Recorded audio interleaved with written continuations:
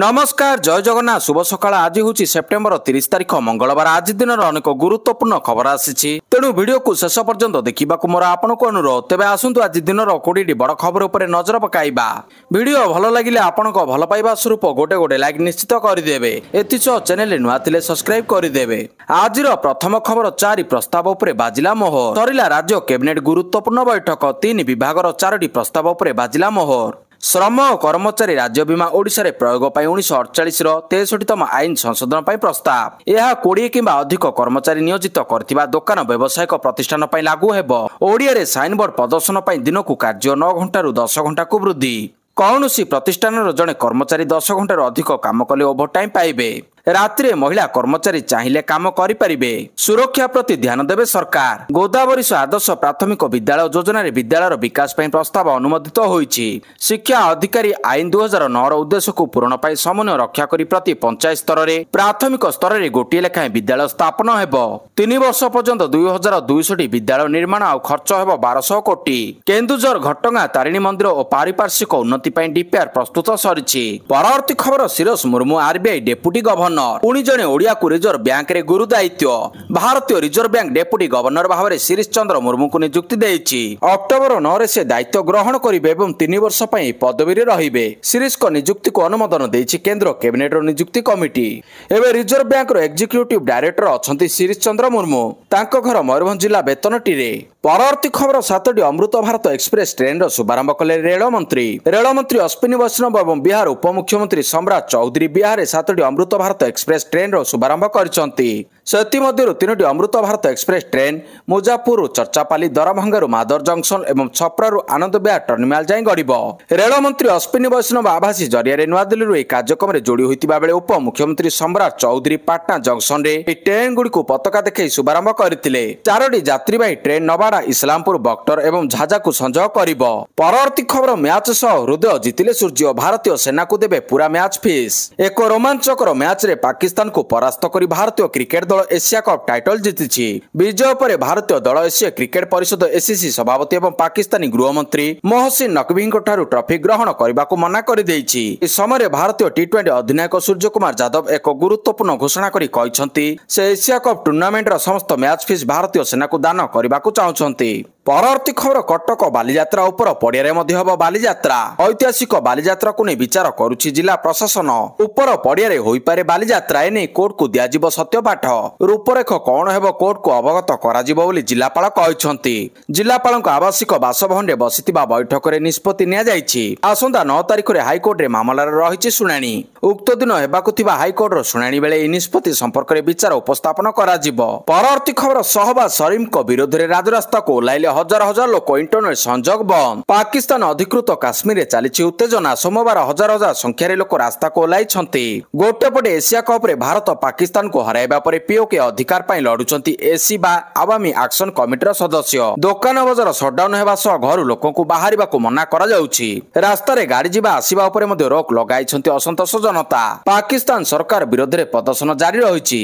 परवर्ती खबर भारत रो भूटान को चलिबो ट्रेन। 2टी प्रमुख रेल प्रकल्प को अनुमोदन। भारत और भूटान मध्य संपर्क को आहरी मजबूत करने सोमवार सरकार 4033 कोटी टंका मूल्यर 2टी प्रमुख रेल प्रकल्प को अनुमोदन करिसंती।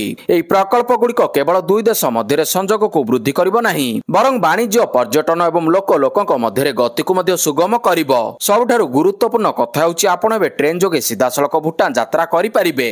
परवर्ती खबर ट्विन सिटी 100टी प्लाटून फोर्स मुतयन। दुर्गा पूजा पई कटक भुवनेश्वर सुरक्षा कड़ाकड़ी करा जायछि। सांबादिक सम्मेलन रे पुलिस कमिशनर को सूचना दे कहिसंती एथरो ट्विन सिटी 100टी प्लाटून फोर्स मुतयन होइछंती। पुलिस कर्मचारी सहित 20 प्लाटून होमगार्ड मुतयन होइछंती। मोट 193 मंडप रे सुरक्षा व्यवस्था कड़ाकड़ी करा जायछि। 24टी मंडप रे अलंकार सुरक्षा व्यवस्था होइछि। विद्युत नियारु रक्षा करिबा पई विशेष पदक्षेप निया जायछि। कटक और भुवनेश्वर भिड़ और ट्रैफिक नियंत्रण उपर गुरुत्व देउछु बोली कमिशनर कहिसंती। या सहित ड्रोन सहायता रे मंडप उपर तीक्ष्ण नजर रखा जायछि। परवर्ती खबर बिहार विधानसभा निर्वाचन रे नियुक्त हेबे 470 पर्यवेक्षक। आज बिहार विधानसभा निर्वाचन पर चूड़ांत भोटर तालिका प्रकाश पाइब। चूड़ांत भोटर तालिका प्रकाश पाइबा पर अक्टोबर 6 किंबा 7 तारिख रे विधानसभा निर्वाचन पर निर्वाचन आयोग इसी कार्यसूची घोषणा करिबार संभावना रहिछि। कार्यसूची घोषणा करिबार पूर्व अक्टोबर 4 और 5 तारिख रे निर्वाचन आयोग समस्त सदस्य बिहार गस्त कर प्रस्तुति कार्यर समीक्षा करेंगे। बिहार गस्त काल में इसी समस्त जिलापाल आरक्षी अधीक्षक राजनैतिक दलर प्रतिनिधि आयकर अबकारी विभाग ED DRI narcotic control bureau आदि विभिन्न विभाग अधिकारी सहित बैठक करेंगे। परवर्ती खबर टाइटल जितिबा पर भारतीय खेलाड़ी माने मोहसिन नकवी को मजा कले एआई ट्रॉफी सहित कले फोटो शेयर। भारतीय टी20 अधिनायक सूर्य कुमार यादव अभिषेक शर्मा शुभमन गिल एवं Hardik Pandya Pakistan cricket board PCB एवं एशियन क्रिकेट परिषद अध्यक्ष मोहसिन नकवी को मजा कले। भारत एशिया कप फाइनाल रे पाकिस्तान को परास्त करी टाइटल जीतिथिला। विजय पर भारतीय खेलाड़ी माने नकवी ट्रॉफी ग्रहण करने को मना करदेले, जहा फल एसीसी सभापति यहाकू तांको होटेल रूम को नहीं गले। परवर्ती खबर बरेली हिंसा पर बड़ कार्यानुष्ठान मास्टरमाइंड मौलाना तकी राजा कार्यकाल सील। बरेली रे शुक्रवार प्रार्थना पर आई लव मोहम्मद अभियान को समर्थन कर विक्षोभकारी और पुलिस मध्य हिंसात्मक संघर्ष होता। हिंसात्मक संघर्षर मास्टरमाइंड अभियोग स्थानीय मौलाना तथा इत्तेहाद मलिद परिषदर मुख्य तौकी राजा खान को पुलिस गिरफ्त करथिला। एबे तांको विरोध रे आउ एक कार्यानुष्ठान ग्रहण करा जायछि। परवर्ती खबर दुर्गा पूजा पई ट्रैफिक कटकणा जारी। दिन 2टा पर एनएच रे भारी जान मना। पार्वण पई गां टू शहर सबुठी उत्सवर माहौल होइतिबा बेले ट्विन सिटी कटक भुवनेश्वर पई कमिशनरेट पुलिस पक्षरु कड़ा सुरक्षा व्यवस्था ग्रहण करा जायछि। तेबे दुर्गा पूजा पई ट्रैफिक कटकणा जारी होइछि। दिन 2टा पर एनएच रे भारी जान मना। खोर्धा और कटक पटु भारी जान आसीबा बारण कले ट्रैफिक डीसीपी। दिन 2टा परठारु निर्दिष्ट केतक रूट रे गड़बनी आम बस। पार्किंग स्थान व्यतीत अन्य स्थान रे गाड़ी रखिले उठाई नेब पुलिस। मंडपागरे गाड़ी रखी दर्शन कले पुलिस काटिबो फाइन। भिड उपरे दृष्टि दे पूजा बुलिबा योजना करंतु। परवर्ती खबर तमिलनाडु दलाचकड़ा विजय नारे सांघातिक अभियोग एतला देला करूर सिटी पुलिस। तमिलनाडु दलाचकड़ा घटना रे टीवी के पार्टी मुख्य तथा तमिल अभिनेता विजय विरोध में सांघातिक अभियोग आनी करूर पुलिस। दलाचकड़ा पुलिस विजय को दायी करछि। विजय अवहेला दलाचकड़ा घटिला बोली पुलिस अभियोग करछि। एने करूर सिटी पुलिस पक्षरु एतला दिया जायछि। पुलिस रो सूचना अनुसार निर्वाचनी रैली पूर्वाह्न 11टा सुधा हजार हजार लोकंकर समागम होइतिला। मध्याह्न 12टा रे विजय रैली रे पहुंची उद्बोधन देबार थिला, किंतु से 5 घंटा विलंब करी अर्थात संध्या 7टा रे आसी पहुंचीतिले। लोक माने पूर्वाह्न तांको अपेक्षा करी रहितिले। अन्य बडे 10,000 लोकंक समागम हेबो बोली कुआ जायतिले मध्य 27,000 लोक एकजुट होइतिले। विजय जेहेतु दलर मुख्य तेणु तांकर ए सब अवहेला पई दल चकड़ा घटिला बोली पुलिस कहिछि। परवर्ती खबर पुनी भारत को झटका देले ट्रम्प। फिल्म उपरे 100% तारीफ। अमेरिका राष्ट्रपति डोनाल्ड ट्रम्प सोमवार घोषणा करिसेंति जे अमेरिका बाहर निर्मित समस्त फिल्म उपरे 100% तारीफ लागू करा जिवो। ट्रम्प कहिसेंति हमर फिल्म निर्माण व्यवसाय को अन्य देश गुड़िक चोरी नैछंती, जेमिति शिशुंक मुहरु मिठाई चोराइबा। कैलिफोर्नियार दुर्बल गवर्नर को दोषी करी ट्रम्प एई दीर्घ दिनर समस्यार समाधान ही निष्पत्ति बोली कहिसेंति। पोस्टर रे make America great again slogan सहित साइन अप करिसेंति। परवर्ती खबर पुनी बढ़िला सुना रूपा दाम। प्रतिदिन सुना रूपा दर निर्धारण करा जायथाय। केउ दिन दर कमिताए तो केबे बढ़िताए आउ पुनी केबे समान रहिताए। देश राज्य रे जारी होइछि सुना रूपार नुआ दर।